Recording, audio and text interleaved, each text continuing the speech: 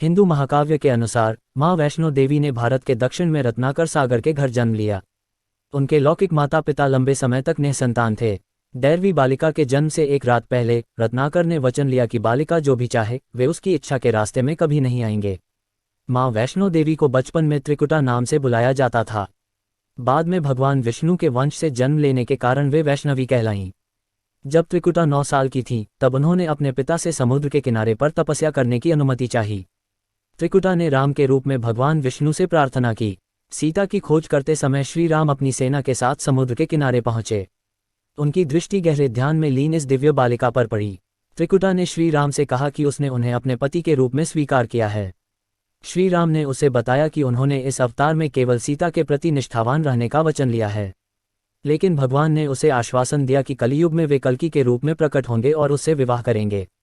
इस बीच श्री राम ने त्रिकुटा से उत्तर भारत में स्थित माणिक पहाड़ियों की त्रिकुटा श्रृंखला में अवस्थित गुफा में ध्यान में लीन रहने के लिए कहा। रावण के विरुद्ध श्री राम की विजय के लिए मां ने नवरात्र मनाने का निर्णय लिया। इसलिए उक्त संदर्भ में लोग नवरात्र के 9 दिनों की अवधि में रामायण का पाठ करते हैं। श्री राम ने वचन दिया था कि समस्त संसार द्वारा मां वैष्णो देवी की स्तुति गाई जाएगी। त्रिकुटा वैष्णो देवी के रूप में प्रसिद्ध होंगी और सदा के लिए अमर हो जाएंगी। समय के साथ साथ देवी मां के बारे में कई कहानियां उभरी। ऐसी ही एक कहानी है श्रीधर की। श्रीधर मां वैष्णो देवी का प्रबल भक्त थे। वे वर्तमान कटरा कस्बे से 2 की दूरी पर स्थित हंसली गांव में रहता थे। एक बार मां ने एक मोहक युवा लड़की के रूप में उनको दर्शन दिए। युवा लड़की ने विनम्र पंडित से भंडारा, भिक्षुकों और भक्तों के लिए एक प्रीतिभोज आयोजित करने के लिए कहा। पंडित गांव और निकटस्थ जगहों से लोगों को आमंत्रित करने के लिए चल पड़े। उन्होंने एक स्वार्थी राक्षस भैरवनाथ को भी आमंत्रित किया। भैरवनाथ ने श्रीधर से पूछा कि वे कैसे अपेक्षाओं को पूरा करने की योजना बना रहे हैं। उसने श्रीधर को विफलता की स्थिति में बुरे परिणामों का स्मरण कराया। चूंकि पंडित जी चिंता में डूब गए, दिव्य बालिका प्रकट हुई और कहा कि वे निराश ना हो, सब व्यवस्था हो चुकी है। उन्होंने कहा कि 360 से अधिक श्रद्धालुओं को छौकुटिया में बिठा सकते हो।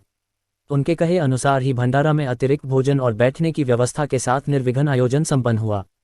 भैरवनाथ ने स्वीकार किया कि बालिका में अलौकिक शक्तियां थीं और आगे और परीक्षा लेने का निर्णय लिया। उसने त्रिकुटा पहाड़ियों तक उस दिव्य बालिका का पीछा किया। 9 महीनों तक भैरवनाथ उस रहस्यमय बालिका को ढूंढता रहा जिसे वह देवी मां का अवतार मानता था। भैरव से दूर भागते हुए देवी ने पृथ्वी पर एक बाण चलाया जिससे पानी फूटकर बाहर निकला। यही नदी बाणगंगा के रूप में जानी जाती है। ऐसी मान्यता है कि बाणगंगा बाण तीर्थ में स्नान करने पर देवी माता पर विश्वास करने वालों के सभी पाप धुल जाते हैं। नदी के किनारे, जिसे चरण पादुका कहा जाता है, देवी मां के पैरों के निशान हैं जो आज तक उसी तरह विद्यमान हैं। इसके बाद वैष्णो देवी ने अदकावरी के पास गर्भ जून में शरण ली, जहां वे 9 महीनों तक ध्यानमग्न रहीं और आध्यात्मिक ज्ञान और शक्तियां प्राप्त कीं। भैरव द्वारा उन्हें ढूंढ लेने पर उनकी साधना भंग हुई। जब भैरव ने उन्हें मारने की कोशिश की तो विवश होकर वैष्णो देवी ने महाकाली का रूप लिया। दरबार में पवित्र गुफा के द्वार पर देवी मां प्रकट हुईं। देवी ने ऐसी शक्ति के साथ भैरव का सिर धड़ से अलग किया कि उसकी खोपड़ी पवित्र गुफा से 2.5 की दूरी पर भैरव घाटी नामक स्थान पर जा गिरी। भैरव ने मरते समय क्षमा याचना की। देवी जानती थी कि उन पर हमला करने के पीछे भैरव की प्रमुख मंशा मोक्ष प्राप्त करने की थी।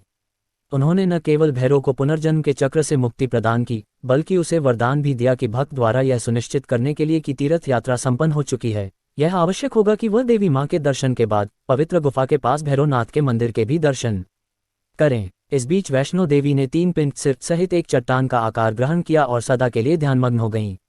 इस बीच पंडित श्रीधर अधीर हो गए। वे त्रिकुटा पर्वत की ओर उसी रास्ते आगे बढ़े जो उन्होंने सपने में देखा था। अंततः वे गुफा के द्वार पर पहुंचे। उन्होंने कई विधियों से पिंडों की पूजा को अपनी दिनचर्या बना ली। देवी उनकी पूजा से प्रसन्न हुईं। वे उनके सामने प्रकट हुईं और उन्हें आशीर्वाद दिया। तब से श्रीधर और उनके वंशज देवी मां वैष्णो देवी की पूजा करते आ रहे हैं। प्रिय भक्त, आपको कहानी अच्छी लगी तो कमेंट करें और चैनल सब्सक्राइब करें।